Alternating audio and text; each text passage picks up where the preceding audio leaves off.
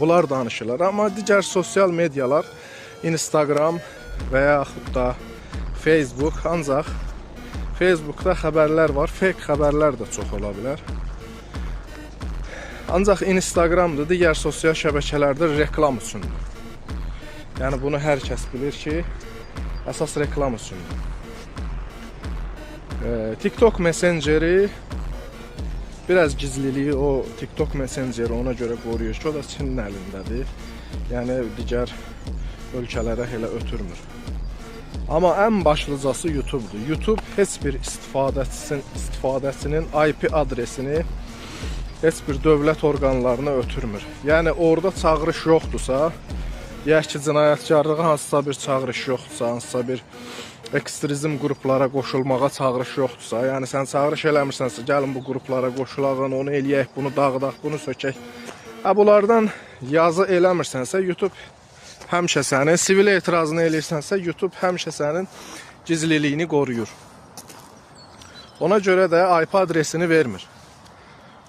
Rahatlıqla YouTube'da, yəni imkanınız olduğu qədər rayonlarınızda, fərq yoxdur, iş yerinizdə, kəndlərinizdə üzləşdiyiniz dəqiq olaraq, amma haqsızlığa qarşı öz etirazınızı rahatca şərhlərdə yaza bilərsiniz. Biz də bacardığımız qədər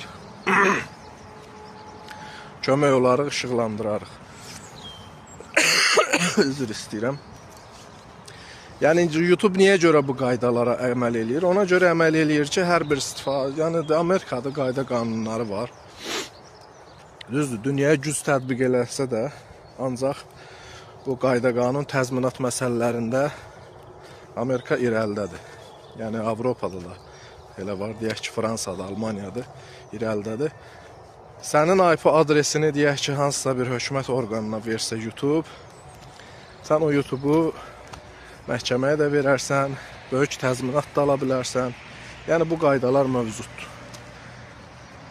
O böyük təzminatlardan, yəni YouTube hər kəsə təzminat verə bilməz. O böyük təzminatlardan qaçmaq üçün YouTube heç bir vaxt hansısa bir cinayətə çağırış eləmədiyin müddətcə sənin IP adresini heç bir hökumət orqanına, daxili işlər orqanına belə deyək,